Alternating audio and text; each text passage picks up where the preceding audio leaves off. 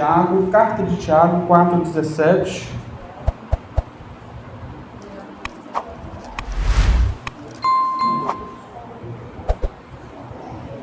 Como sempre, é uma palavra direta, objetiva. Eu estou igual a Deus no louvor, né? Bem objetivo. Diz assim, Tiago 4,17. Aquele, pois, que sabe fazer o bem e não o faz, comete pecado. De novo, aquele, pois, que sabe fazer o bem e não o faz, comete pecado. Coloca a mão no teu coração e ora assim comigo. Senhor Deus, em nome do seu Filho Jesus, fala comigo nessa noite. Amém. O irmão pode sentar-se.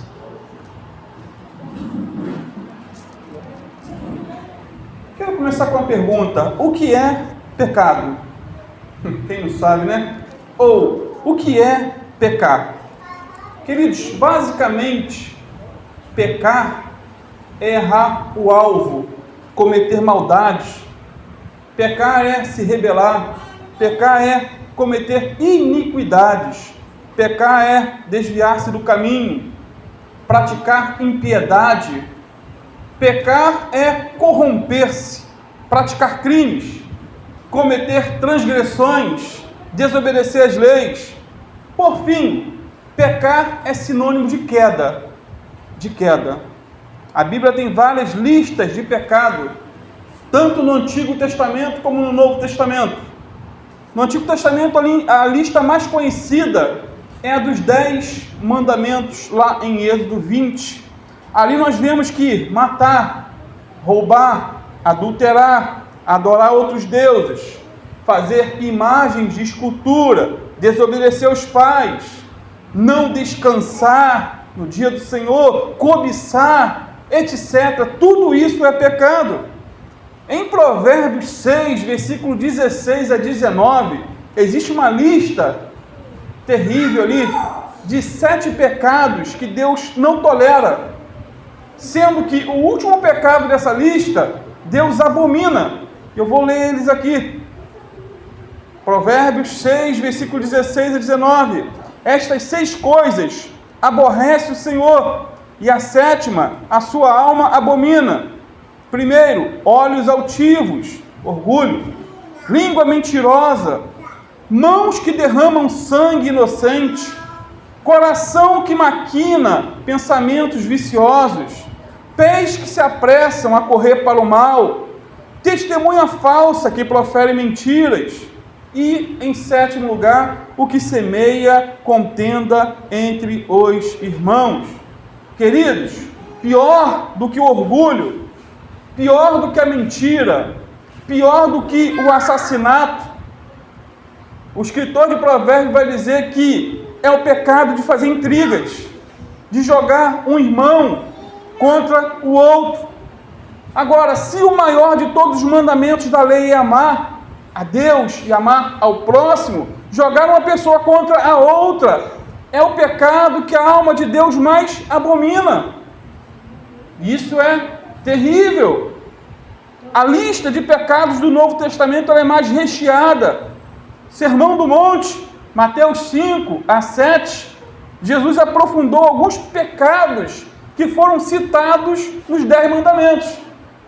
Alguns pecados que eram assim e são hoje abomináveis aos nossos olhos, Jesus aprofundou. Por exemplo, Mateus 5, versículo 21 e 22, Jesus disse assim: de acordo com as leis de Moisés, a regra era: se você matar, deve morrer. Porém, eu ampliei aquela regra e digo que basta que vocês fiquem com raiva, mesmo que seja só em casa, para que corram já o perigo de julgamento. Se vocês chamarem um amigo de idiota, correm o perigo de serem levados perante o tribunal. E se amaldiçoarem alguém, correm o perigo das chamas do inferno. E mais interessante é que o apóstolo João vai aprofundar um pouquinho mais ainda esse não matarás, dizendo o seguinte em 1 João 3,15: qualquer que odeia seu irmão é homicida, misericórdia, e vós sabeis que nenhum homicida tem a vida eterna permanecendo nele. Então, às vezes a pessoa fala assim, não, mas estamos na era da graça. Meu irmão, a graça ela é mais difícil, é mais profunda, os pecados são mais detalhados.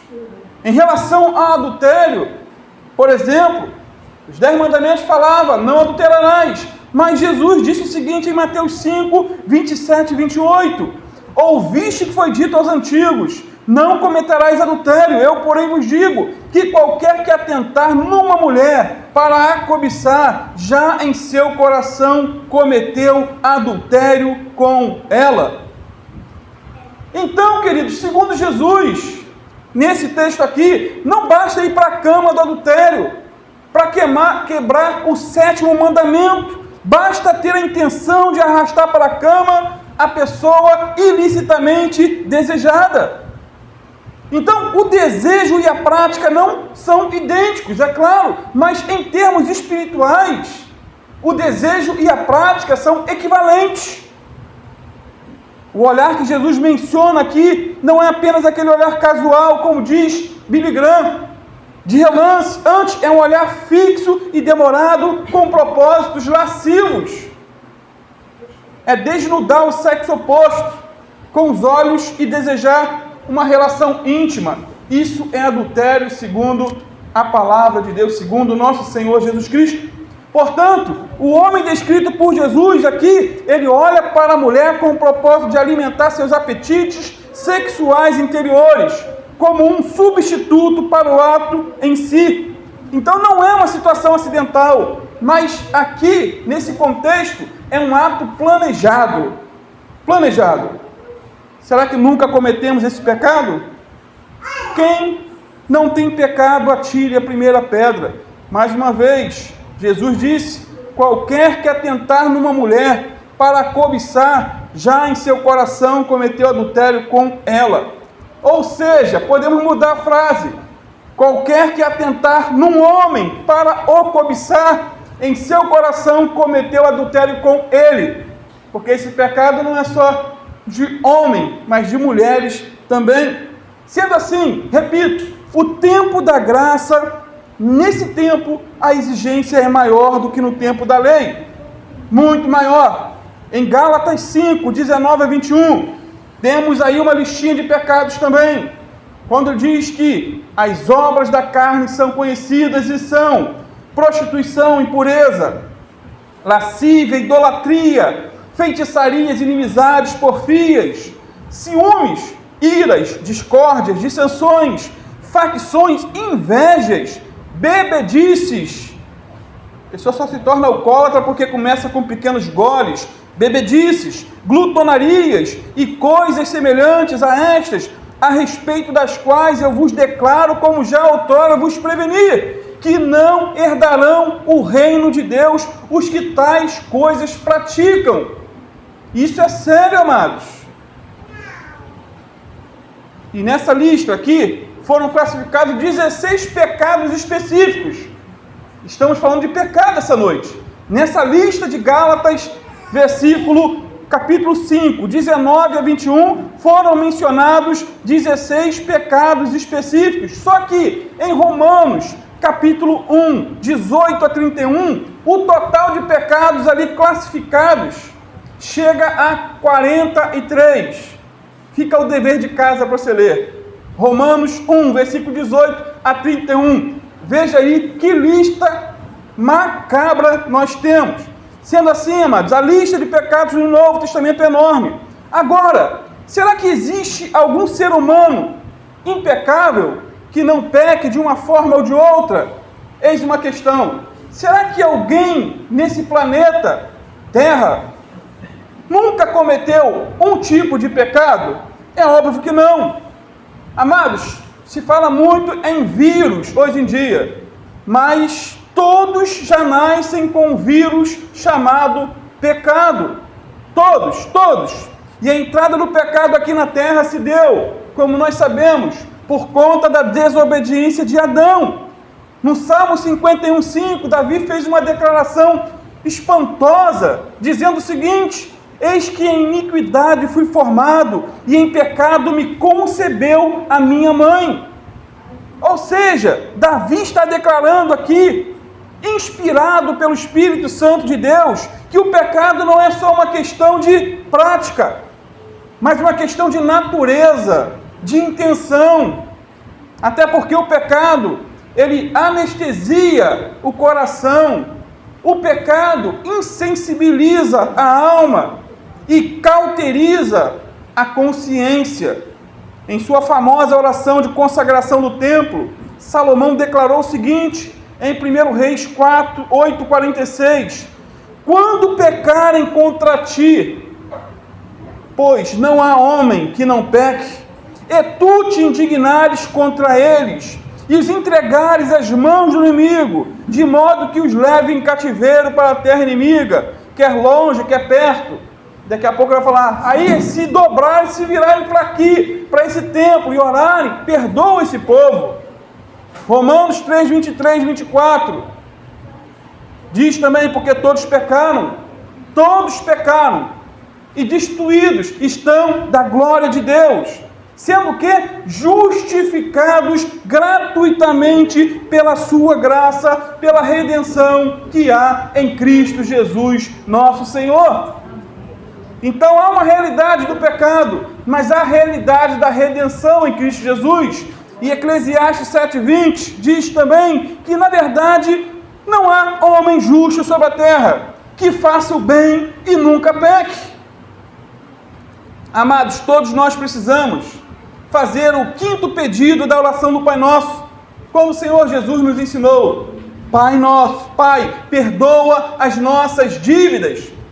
Perdoa as nossas dívidas. Todos nós temos dívidas com Deus. Cada pecado cometido é uma dívida contraída contra Deus. Todos nós tropeçamos, queridos, em muitas e muitas coisas, como diz Tiago, no capítulo 3 da sua carta. Então, a universalidade do pecado é um fato.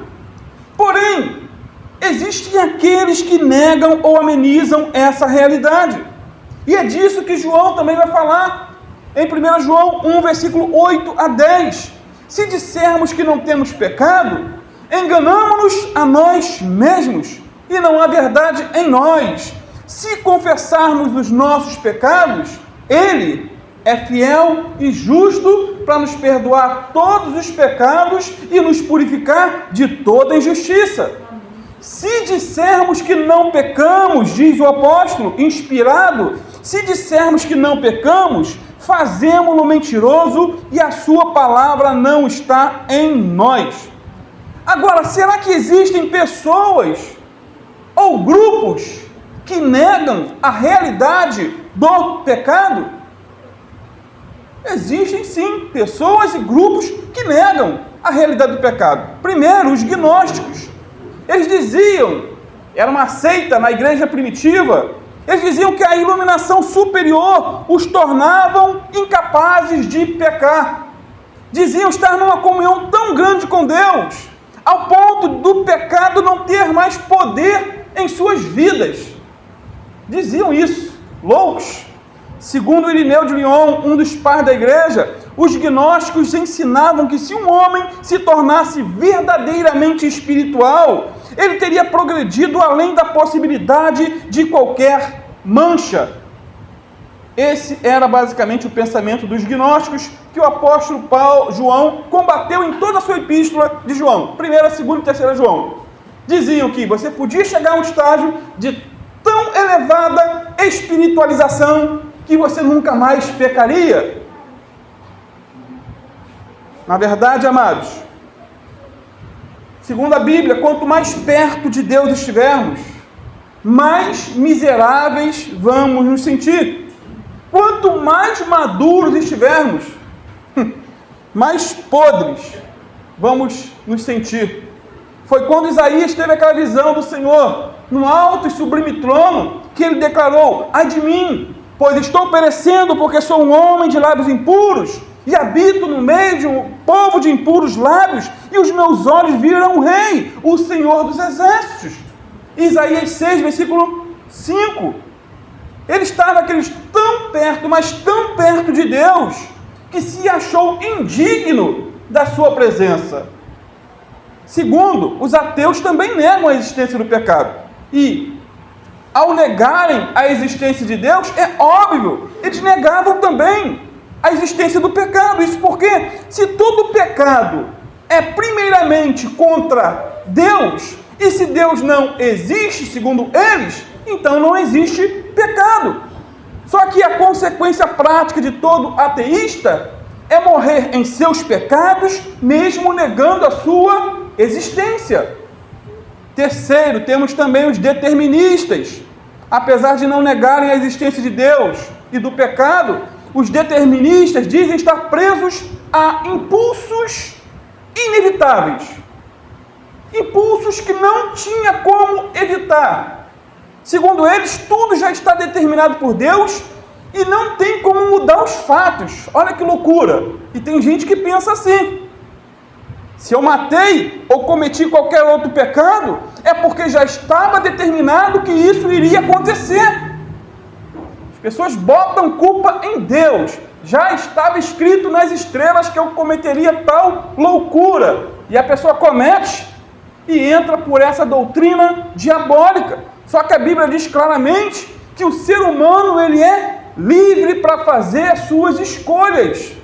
Você é livre, meu amado, para estar na igreja ou para estar em casa. Você é livre para ser fiel à sua esposa ou adulterar, mas as consequências virão. Você é livre para ser fiel, honesto no teu trabalho ou roubar. Ninguém é predestinado a cometer determinados pecados. Não, nossa vontade é livre, tanto para obedecer como para desobedecer a Deus. Lembra do que o Senhor disse para Caim? Ele já estava predeterminado no seu coração a matar o seu irmão Abel. E Deus disse para ele em Gênesis 4, 7, se bem fizeres, não é certo que serás aceito, e se não fizeres o bem, o pecado jaz à porta, e sobre ti será o teu desejo, mas sobre ele você deve dominar. Ele estava com desejo de matar o irmão, e Deus falou, olha, você deve dominar esse desejo, deve dominar, e ele não dominou, e ele matou Abel, o primeiro assassinato sobre a terra. Então, amados, quando pecamos, o único culpado somos nós mesmos. E tem gente que gosta de culpar o outro, né? Gosta de culpar o outro por causa dos seus pecados. Culpam a esposa porque ele é adúltero. Culpa a crise financeira por ser ladrão. Culpam seu pai que era alcoólatra por ser também um viciado. Ah, porque meu pai era, então eu tenho que ser. Não. Muitos culpam as mulheres que usam roupas curtas por serem estrupadores. São como Adão, que culpou Deus, e Eva por seu pecado, ou como Eva, que culpou a serpente, o diabo. E como o diabo não tinha a quem recorrer, ficou com a culpa de tudo. Só que Adão, ele não foi forçado a desobedecer. Deus não colocou o desejo pela desobediência no coração de Adão, nem instigou Adão a pecar. Adão era livre, queridos, assim como nós somos livres para obedecer ou para desobedecer. Lembra de Judas Iscariotes? Ele não foi escolhido por Deus para trair Jesus. Não, muito pelo contrário, ele foi tentado pelo diabo. Ele foi seduzido por sua ganância e agiu livremente. Livremente.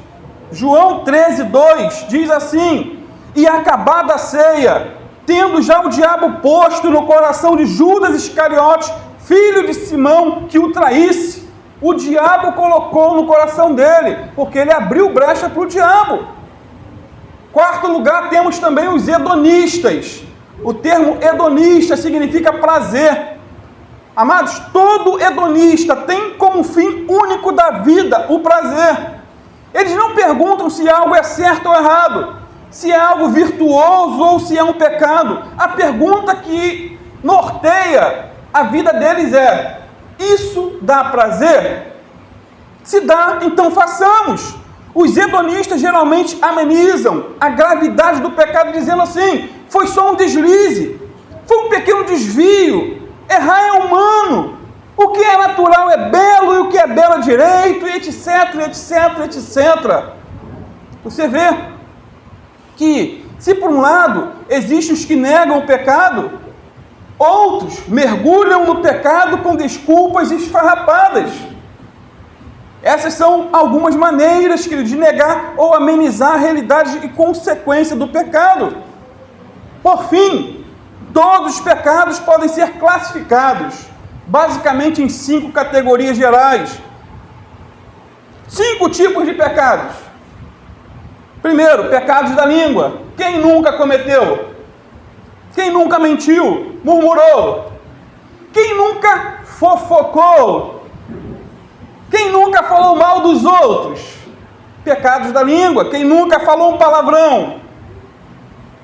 Se você me disser que nunca cometeu algum desses pecados aqui, eu vou duvidar da sua honestidade. Segundo, pecados por comissão. É quando fazemos aquilo que não deveríamos fazer. E eu já dei uma lista muito grande, né? Leia depois de novo, Gálatas 5, versículo 16 a 21, e assim por diante. Temos também pecados do pensamento. Olha aqui, que sério, pecados daqui, ó, do pensar. Dizem os especialistas que, em média, 60 mil pensamentos passam por nossa cachola, nossa cabecinha.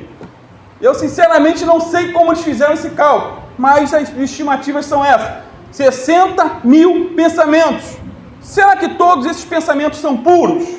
Será que todos eles são verdadeiros? Será que todos eles são honestos?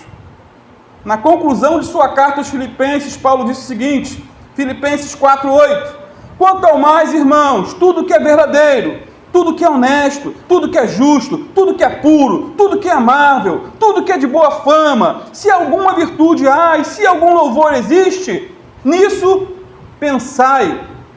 Pensar em coisas corretas, coisas boas, coisas virtuosas.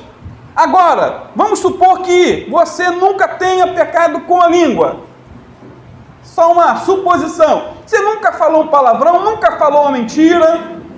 Você nunca, praguejou, murmurou. Vamos supor também que você nunca tenha sido omisso em socorrer o próximo e nunca tenha pecado contra a santidade de Deus. É somente uma suposição. Agora, em relação aos pensamentos e intenções do coração, será que estamos limpos? Eis a questão. Vamos supor que dos 60 mil pensamentos diários, apenas 2 sejam pecaminosos e que 59.998 são puros. Só com essa estatística você seria um anjo, com 59.998 pensamentos limpos. Queridos, 2 pecados de pensamentos por ano, se você pegar 2 vezes, 2 pensamentos errados por dia, durante o ano, dá 720 pecados. Por exemplo, na minha situação, estou com 49 anos, eu já estaria hoje, se não tivesse tido perdão dos meus pecados, com 2 pensamentos errados por dia, já teria 35 mil pecados. E se levarmos em conta que seria apenas 2 pecados por pensamento. Não estou falando de comissão, de omissão, pecados da língua.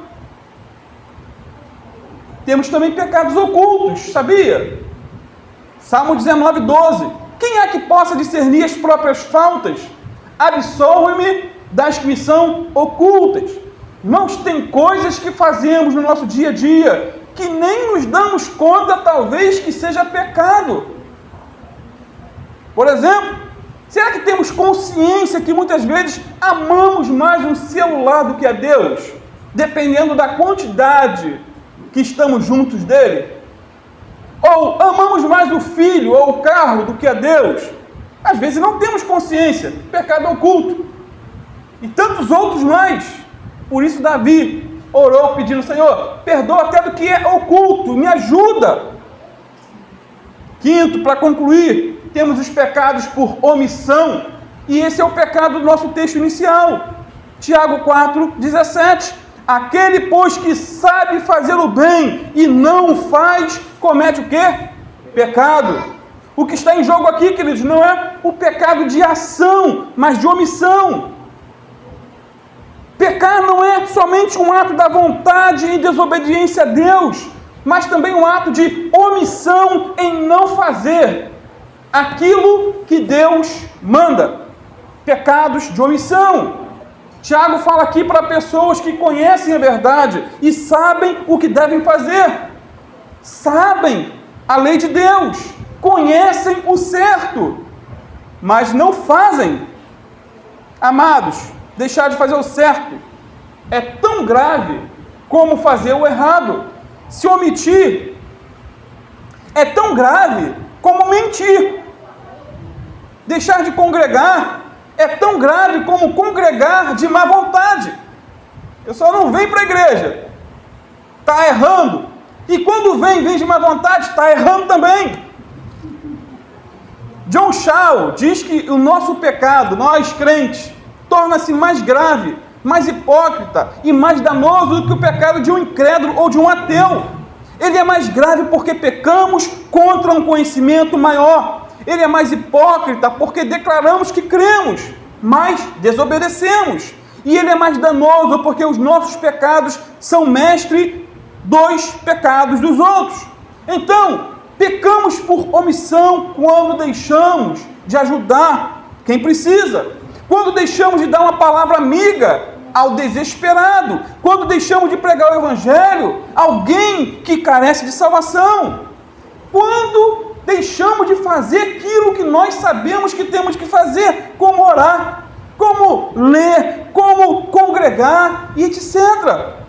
E às vezes pensamos que esses pecados não são graves.